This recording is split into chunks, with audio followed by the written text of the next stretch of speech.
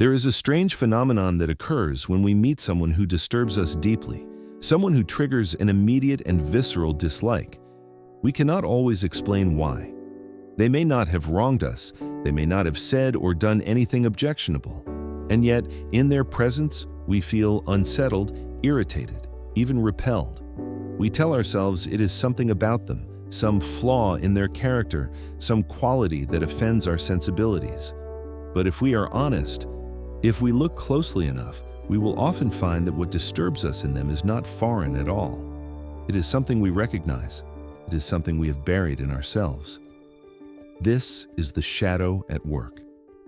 Not as an evil force, not as a demon lurking in the depths, but as a repository of everything we might have been and chose not to be.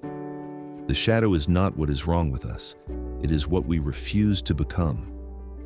When we speak of the shadow in depth psychology, we are speaking of the personal unconscious, that dimension of the psyche where all the disowned parts of ourselves reside. But we must be careful with our language here, because the word shadow carries connotations of darkness and malevolence that can mislead us. The shadow is not inherently evil. It is not the source of all our wickedness. It is simply the unlived life, the unexpressed potential, the rejected aspects of our being that did not fit the image we constructed of ourselves. From the moment we are born, we are shaped by forces beyond our control. Our families tell us who we should be. Our culture tells us what is acceptable. Our early experiences teach us what is safe and what is dangerous. And slowly, gradually, we begin to make choices about which parts of ourselves we will develop and which parts we will discard. This is necessary. It is how the ego forms. It is how we create a coherent identity that allows us to function in the world. But every choice to become something is also a choice not to become something else. And what we do, not become, does not disappear. It descends into the shadow. Consider the child who is born with a natural exuberance, a wildness, a love of chaos and play. But this child grows up in a home where order is paramount, where discipline is valued above all else, where spontaneity is seen as a lack of control. The child learns quickly that to be loved, to be accepted, he must suppress his wildness. He must become orderly, controlled, serious. And so he does. He becomes the good child, the responsible child, the one who never causes trouble. And his wildness, his playfulness, his spontaneous joy, all of this goes into the shadow. It is not destroyed, it is simply hidden. And there it waits. Years later, this man encounters someone who is spontaneous, who is playful, who lives with a kind of carefree abandon. And he hates them. He cannot stand to be around them. He finds them irresponsible, childish, lacking in seriousness. He judges them harshly. But what he is really responding to is his own unlived life. He is seeing in them what he was not allowed to be, what he sacrificed in order to gain approval. And the sight of it enrages him, not because it is bad, but because it reminds him of what he lost. This is the paradox of the shadow. It is not composed of our worst qualities. It is composed of qualities that were rejected regardless of their inherent value. The shadow can contain cruelty and rage, yes, but it can also contain creativity, passion, tenderness, strength, and joy. It contains everything that did not fit the persona, the mask we wear for the world. And because we have judged these qualities as unacceptable, we see them as negative, even when they are not. The persona is the face we show to others. It is the role we play in society. It is necessary for social functioning. We cannot expose every aspect of ourselves in every situation. We adapt. We modify our behavior to suit the context. This is healthy. But the problem arises when we identify completely with the persona, when we believe that the mask is the true self. When this happens, everything that does not fit the mask must be rejected, and what is rejected forms the shadow. Now, the shadow does not remain passive. It is alive, it is active, and it seeks expression. When we refuse to acknowledge it consciously, it expresses itself unconsciously. It leaks out in our behavior. It appears in our dreams. It manifests in our projections onto others. This is why we so often despise in others what we refuse to see in ourselves. The mechanism is projection. We take the contents of our own shadow and cast them onto other people, and then we react to those people as though they are the problem, never realizing that we are reacting to ourselves. The man who suppressed his wildness projects it onto others and judges them for being irresponsible. The woman who suppressed her anger projects it onto others and sees the world as full of hostile people. The person who suppressed their ambition resents those who pursue success openly. In each case, the projection serves a purpose. It allows us to continue believing that we are not the things we have rejected. It allows us to maintain the illusion of the persona, but it also imprisons us. It keeps us blind to ourselves, and it ensures that we will continue to encounter in the outer world what we refuse to face in the inner world. Let me give you another example. Consider the woman who was taught from childhood that to be feminine is to be gentle, nurturing, and self-sacrificing. She learns that assertiveness is unfeminine, that ambition is unseemly, that anger is unacceptable. And so she suppresses these qualities. She becomes the perfect caregiver, always putting others first, always accommodating, always yielding. Her assertiveness, her ambition, her anger, all of this goes into the shadow. And for years, she may function well in this role. She may even find meaning in it. But then something shifts. Perhaps she encounters Bao Fu, woman who is assertive, who pursues her ambitions unapologetically, who expresses her anger when she feels wronged. And this woman triggers something in her. She feels a mixture of fascination and revulsion. She criticizes this woman to others. She finds her abrasive, selfish, unfeminine. But underneath the criticism is envy. Underneath the judgment is longing. Because this woman is living the life she denied herself. This woman embodies the qualities she was taught to suppress, and the sight of it forces her to confront the question she has been avoiding. What did I sacrifice to become who I am? This is the moment of potential awakening. This is the moment when the shadow can be brought into consciousness, but it is also the moment of greatest danger, because to acknowledge the shadow is to acknowledge that the persona is not the whole truth.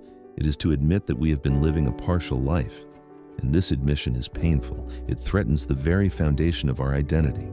So, most people turn away. They double down on the judgment. They reinforce the projection. They convince themselves that the problem is out there, not in here. And the shadow remains unconscious. But the shadow will not be denied indefinitely. If it is not brought into consciousness voluntarily, it will force its way in involuntarily. It will erupt in moments of crisis. It will possess us in moments of weakness. The man who has suppressed his wildness will find himself suddenly acting out in ways that shock him, drinking too much, making reckless decisions, destroying the order he worked so hard to maintain.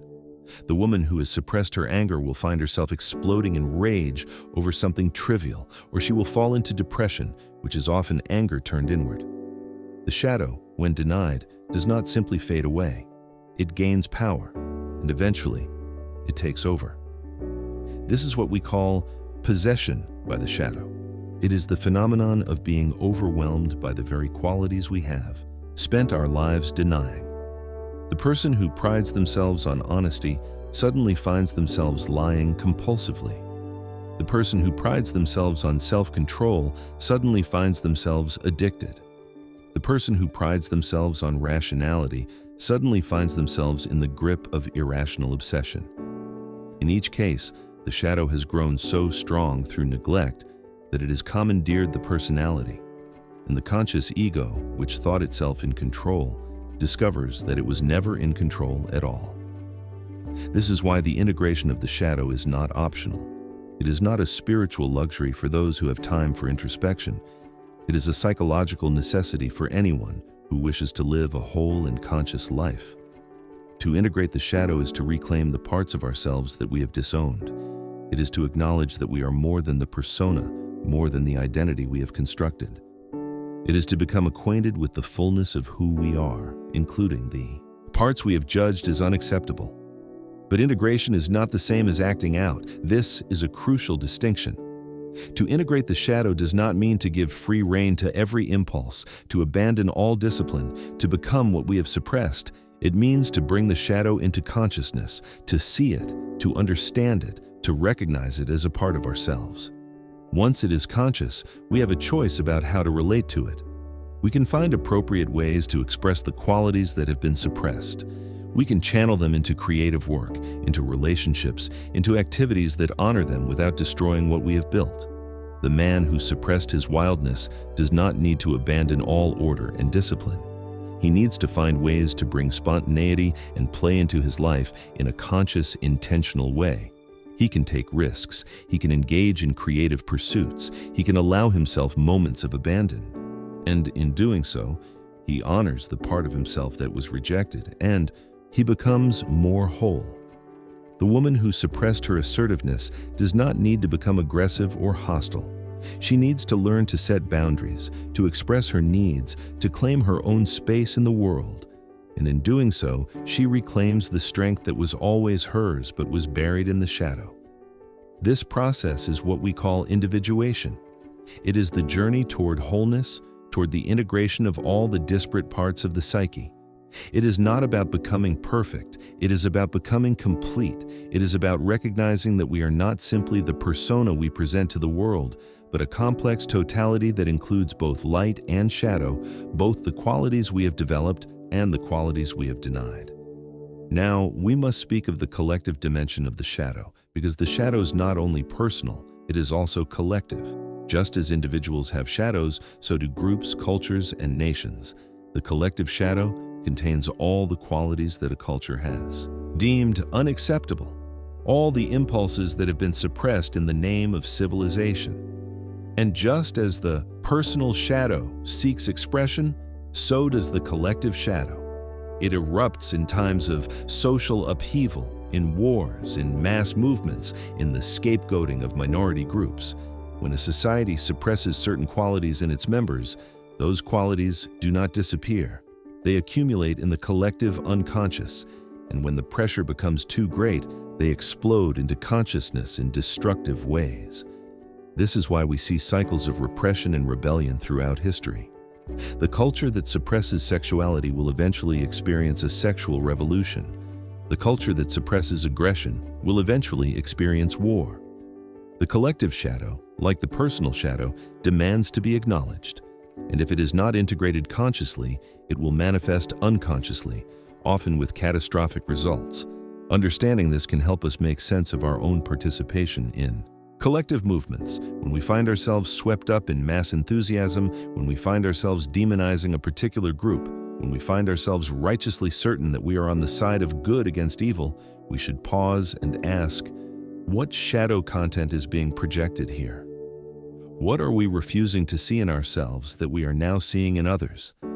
This is not to say that all conflicts are merely projections, that there is no real evil in the world, but it is to say that our perception of evil is often clouded by our own unacknowledged shadow. And until we clean our own house, we cannot see clearly what is happening outside. Let me return to the personal dimension, because this is where the work must begin. Each of us carries a shadow, and each of us has the responsibility to become conscious of it. This is not easy work. It requires us to confront aspects of ourselves that we have spent years denying.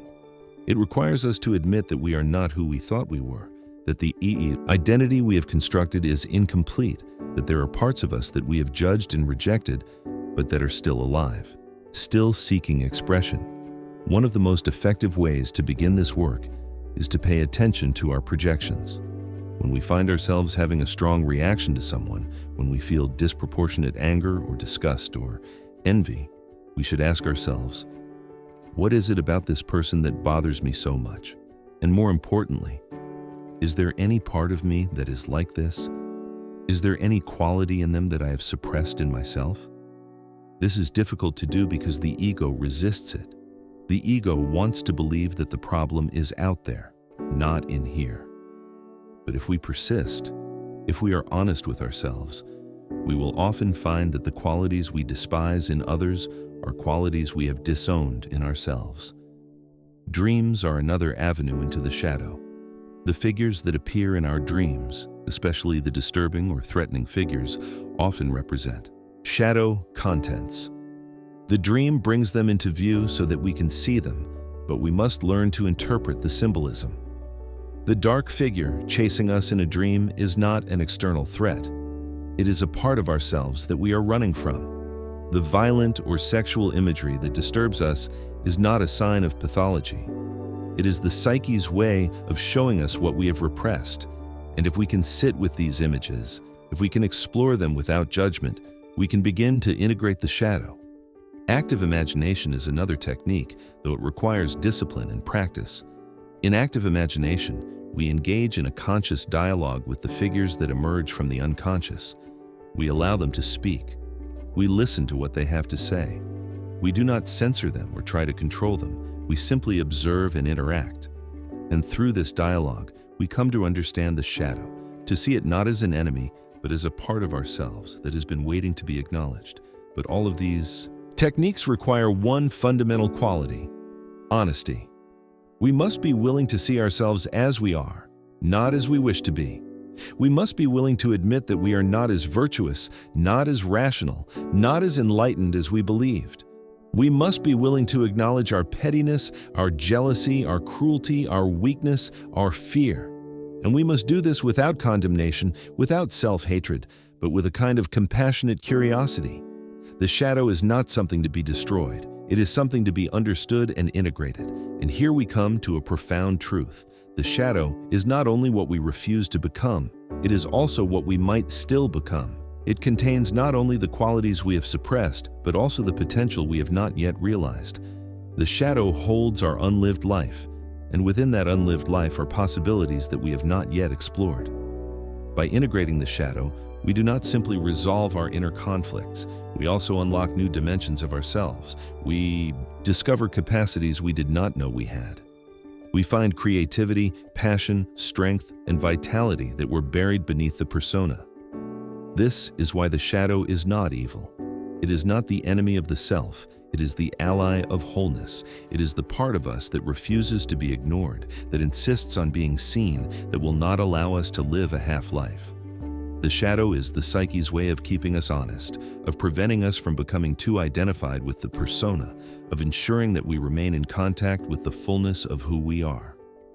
Consider the artist who has suppressed their rational, analytical side in order to cultivate their creativity. They may pride themselves on being intuitive, spontaneous, free-spirited. But their shadow contains the very rationality they have rejected, and at some point, they may find themselves drawn to structure, to logic, to systematic thinking. This is not a betrayal of their creativity. It is the psyche seeking balance, seeking to integrate what was left behind. And if they can embrace this, if they can allow their analytical side to emerge without condemning it, they may find that their creativity deepens, that it gains a new dimension, that it becomes more grounded and more powerful. Or consider the intellectual who has lived entirely in the mind, who has suppressed their emotional and physical nature. They may pride themselves on their rationality, their objectivity, their detachment, but their shadow contains the very emotionality and embodiment they have rejected. And at some point, they may find themselves overwhelmed by feelings they do not understand, by desires they cannot rationalize. This is not a breakdown. It is the psyche seeking wholeness, seeking to reclaim what was lost. And if they can allow themselves to feel, to experience their body, to engage with their emotions without judgment, they may find that their intellect becomes richer, more nuanced, more connected to the reality of human experience. The shadow, then, is not a problem to be solved. It is a dimension of the self to be explored and integrated. It is the unlived life seeking to be lived. And the process of integration is not a one-time event. It is a lifelong journey. We will continually encounter new aspects of the shadow as we move through different stages of life, as we face new challenges, as we outgrow old identities. Each time, we have a choice: to turn away, to reinforce the projection, to remain identified with the persona, or to turn toward the shadow, to acknowledge it, to integrate it, and to become more whole. Now, there is one more aspect of the shadow that must be addressed, and that is its relationship to trauma. Often, the shadow contains not only qualities we chose to reject, but also qualities that were rejected for us, that were deemed unacceptable by our early environment. A child who grows up in an abusive home may suppress their anger because anger is dangerous, because it provokes the abuser. A child who grows up in a neglectful home may suppress their needs because expressing needs leads to disappointment. These suppressions are not conscious choices. They are survival mechanisms. They are the psyche's way of adapting to an environment that cannot tolerate certain aspects of the self. And so the shadow, in these cases, carries not only the unlived life, but also the traumatized life. It carries the emotions that were too overwhelming to be felt at the time, the needs that were too dangerous to express, the parts of the self that had to be sacrificed in order to survive. And integrating this shadow is particularly difficult because it means returning to the original wound, feeling the feelings that were unbearable, acknowledging the needs that were never met. This is where therapeutic work becomes essential. The integration of a traumatized shadow cannot be done alone. It requires a container, a safe relationship within which the old emotions can be felt and processed. It requires patience and compassion, both from the therapist and from the self. It requires the recognition that the shadow, in this case, is not something we willfully rejected, but something that was torn from us by circumstances beyond our control. And reclaiming it is an act of profound courage. But even in these difficult cases, the principle remains the same. The shadow must be acknowledged and integrated if we are to become whole. We cannot leave parts of ourselves in the darkness and expect to live a full life. We cannot remain divided against ourselves and expect to find peace. The shadow will continue to haunt us, to sabotage us, to erupt into consciousness in destructive ways until we finally turn toward it and say, "I see you. You are a part of me, and I will no longer run from you." Let me speak now of the archetypal dimension of the shadow, because the shadow is not only personal or collective in the social sense. It also has archetypal roots. The shadow connects to universal patterns that have existed throughout human history. Every culture has myths and stories about the dark double, the evil twin, the hidden self. These are not merely stories. They are expressions of a deep psychological truth that within each of us exists an other, a counterpart to the conscious personality that must be confronted if we are to become whole. In fairy tales, we see this in the figure of the wolf, the witch, the trickster, the dark stranger. These figures represent shadow contents that the hero or heroine must encounter and overcome, or more accurately, must integrate. The transformation happens not through destruction of the shadow figure, but through recognition and incorporation of what it represents. The beast becomes the prince. The witch reveals hidden wisdom. The trickster opens new possibilities. This is the archetypal pattern of shadow integration, and it plays out not only in stories, but in our own psychological development. When we encounter the shadow archetype in our own experience, it often comes with tremendous energy and fascination.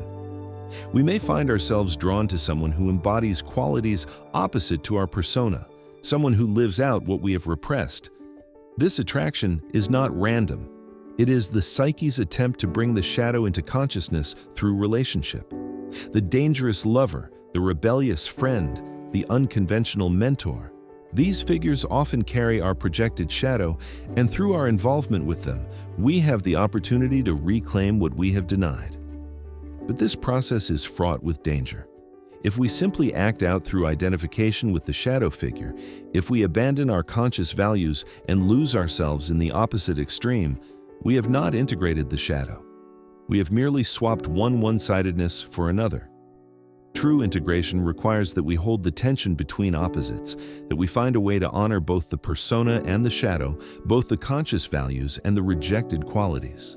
This is difficult work. It requires psychological maturity and the capacity to tolerate ambiguity and paradox. The shadow also connects to what we might call the personal demon or genius, that guiding spirit that the ancients believed accompanied each person through life. This demon is not entirely good or entirely evil. It is immoral, purposeful, insistent.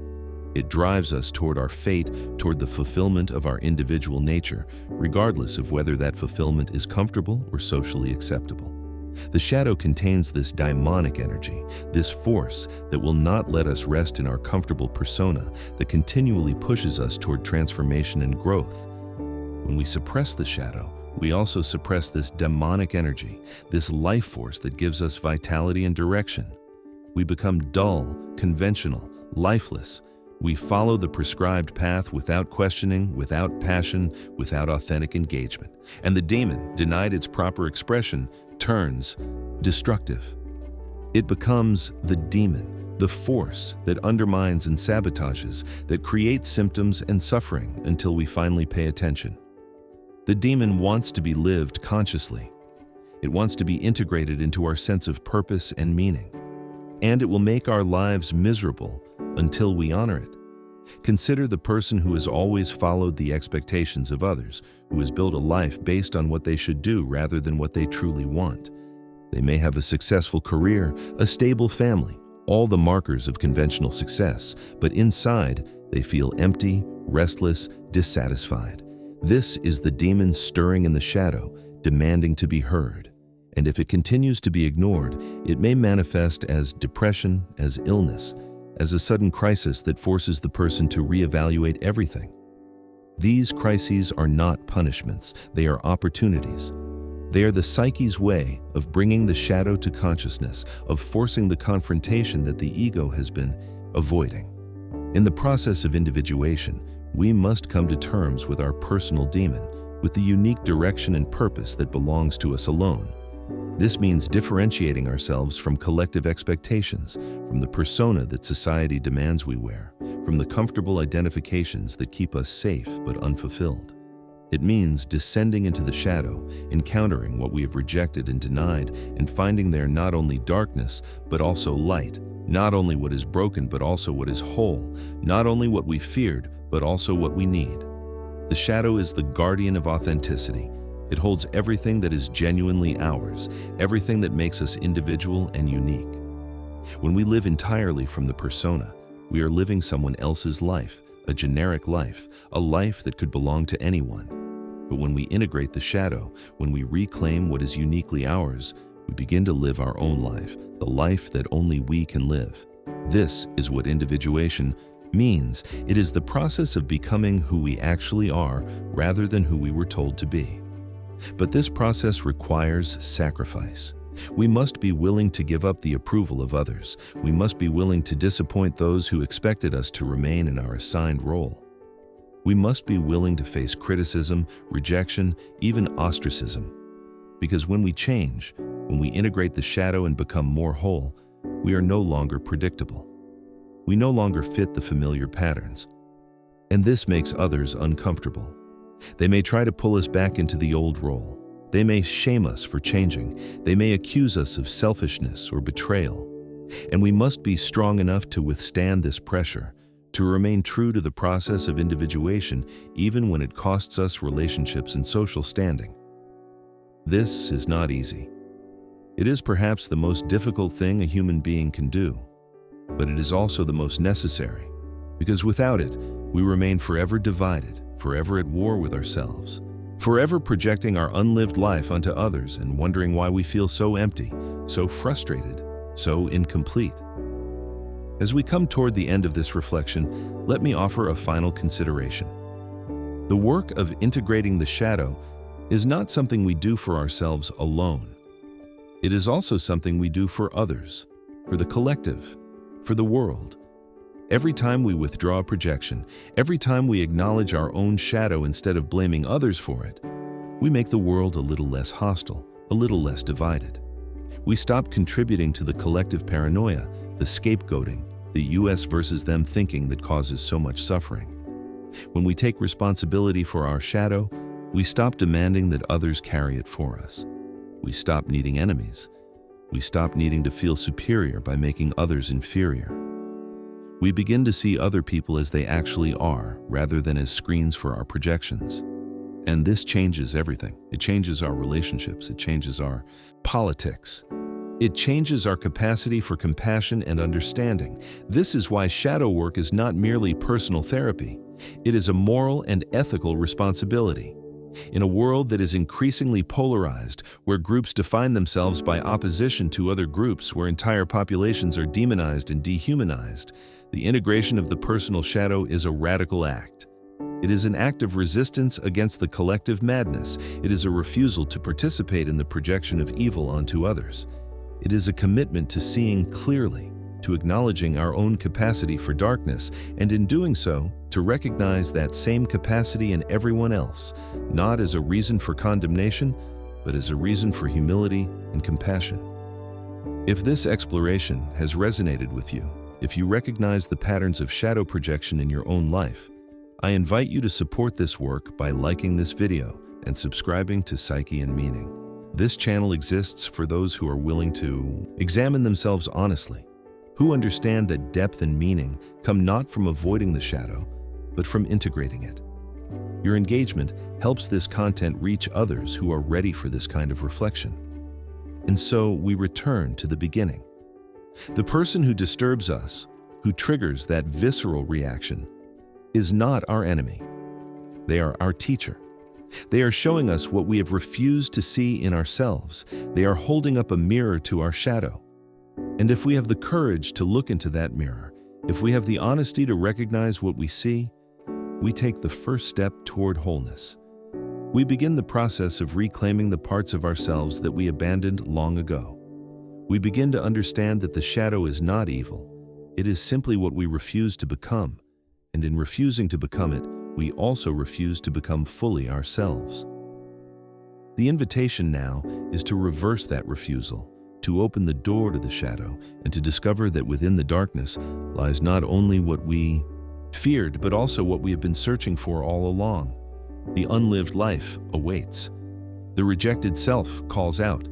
And the only question that remains is whether we will finally answer.